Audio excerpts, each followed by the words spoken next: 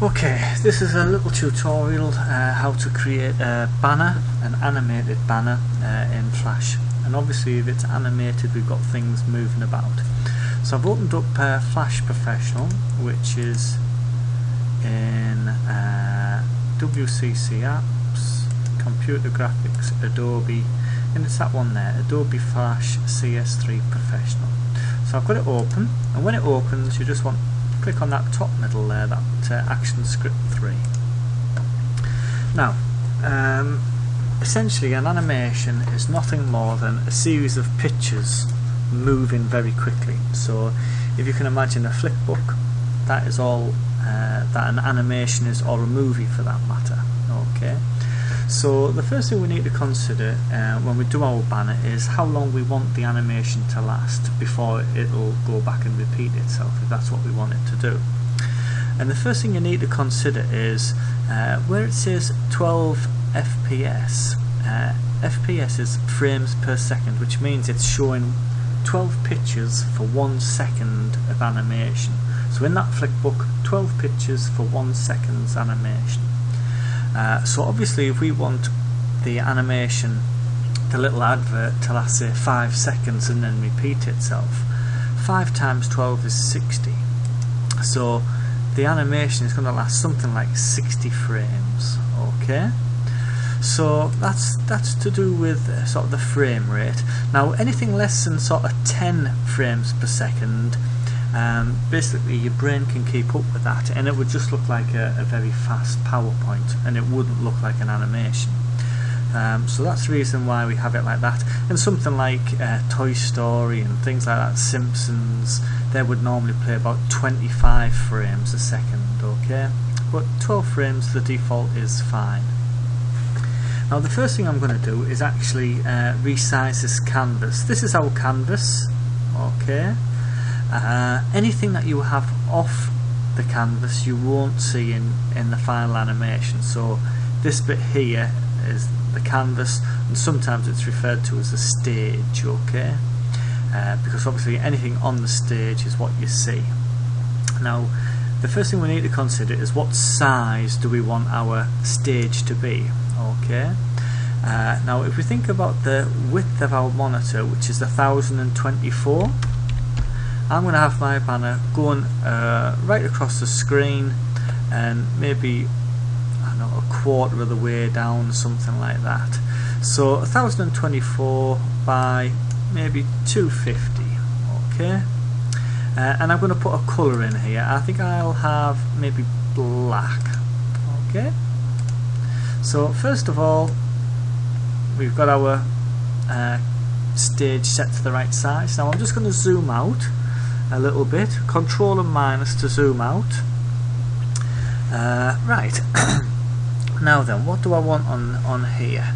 Well, I'm just going to create a bit of text to come in, and maybe have an image coming in, and that image could be the logo, or certainly one of the images that you've collected for task 3.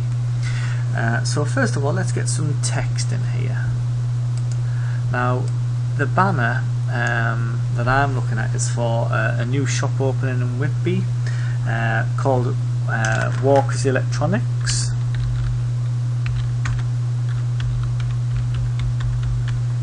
Okay, now you can widen the text box or shorten it and have it on two lines, that's fine. Now obviously this text is black, so when I get it onto this background you won't be able to see it. So I'm also, while I'm in here, is just highlight it.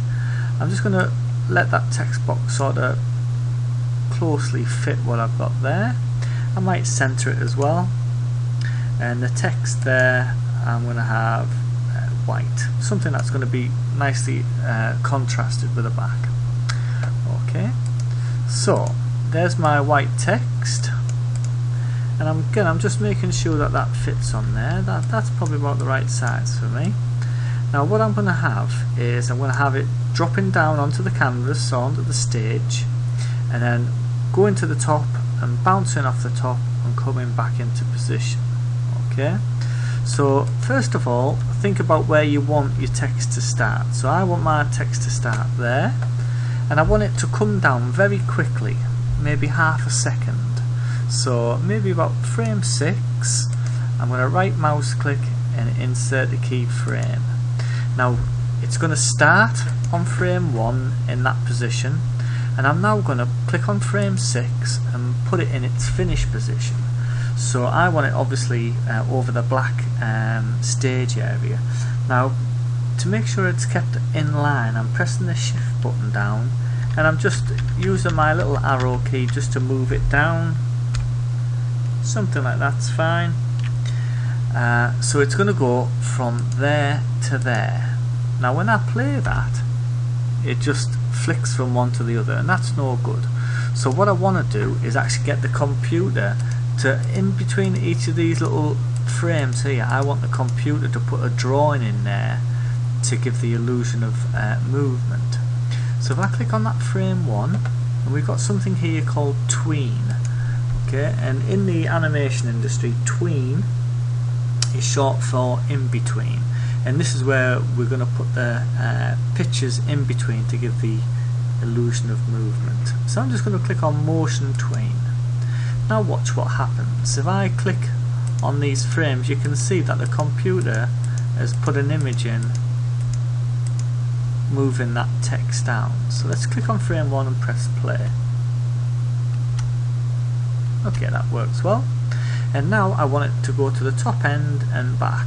And this time I'm going to take a little bit more time to get it up to the top end.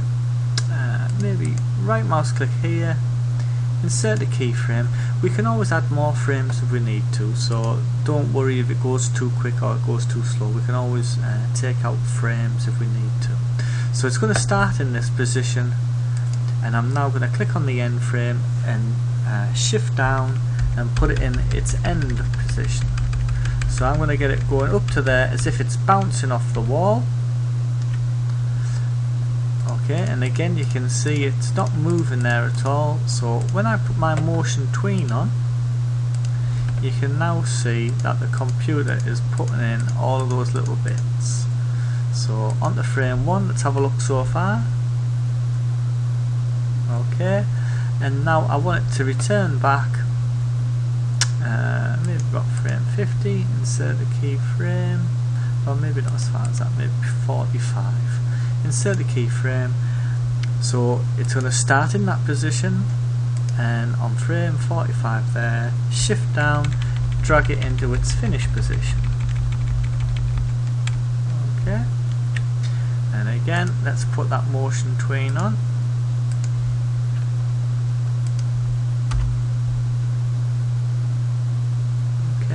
To play the animation, all I'm doing is just pressing enter, okay, and then that will play the animation for you.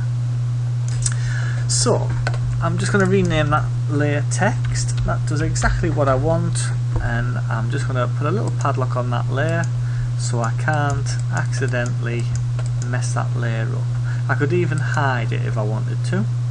Okay, I'm now just going to come back to the beginning, and I'm going to insert a new layer, okay, which is this little icon here on the left hand side. And this one is going to be my logo or my image, okay. Now when I put this layer in, it's automatically put these frames in, which I don't really want.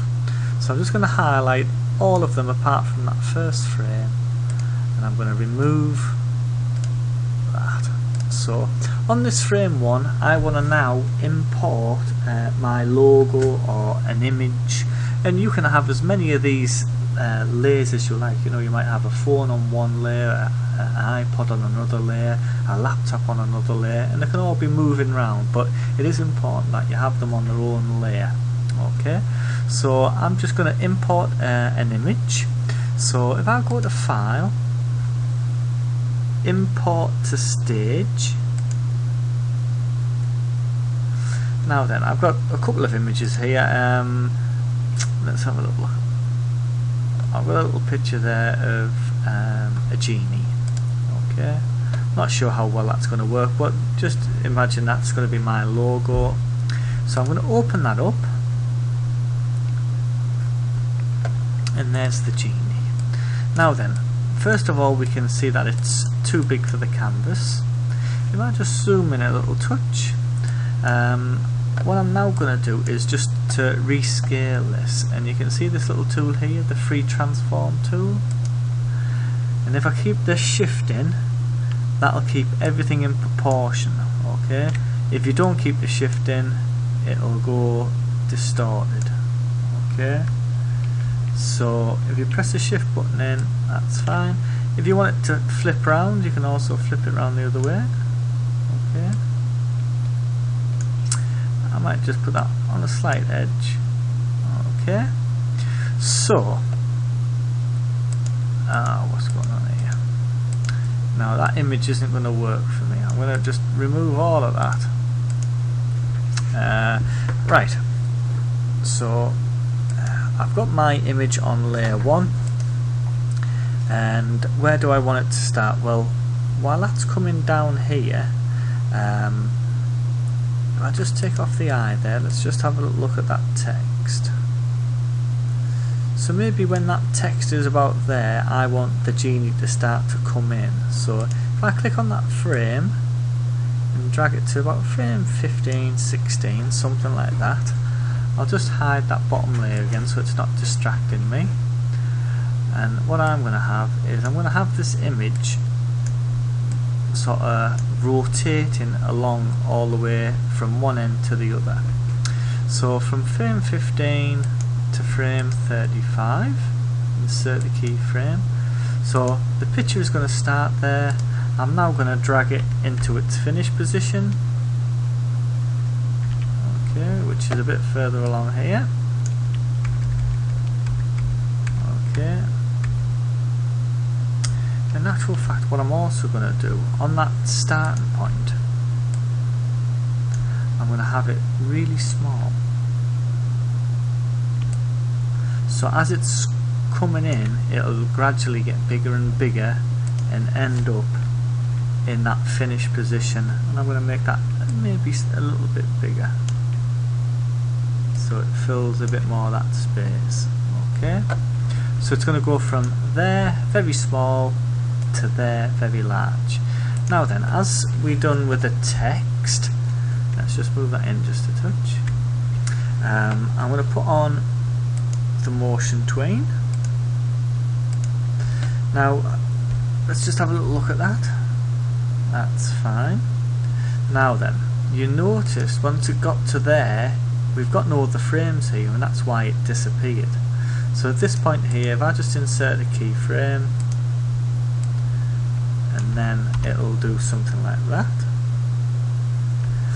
Now while that's coming in, I actually want it to sort of rotate, so I've got a little rotate option here, and I get it to rotate clockwise, I don't know, 3 times. So let's have a little look at that now. Oop. So let's press OK. Okay, so you can see that flipping in. So let's put our text back on, and let's see how that works together. So that's a simple banner, and then you could always put some more layers in there and have other interesting things going on. But those are some of the basic tools that you're going to need. Now then, what I want to do is, if you want to have a look at what that looks going to look like on the internet, if I go to preview, where's preview? Publish preview and flash, that's what it would look like on the internet. Well, actually, that would be the size that you would be looking at. Okay, and that works reasonably well. So the final thing I need to do is, obviously this is not going to be a JPEG or a GIF. I'm going to save this. So if I go File, Export the movie, I'm actually going to export it as, it could be an AVI, which is like a video format, and so is that MOV. They're 2 video formats, but you tend to lose a bit of quality. So I'm actually going to leave it as a flash movie, and then I'm just going to call it banner export and then say save. OK, and then I can then just drag that into my website or wherever I'm going to use it, my presentation, and that's available to use. So there's your little animated banner.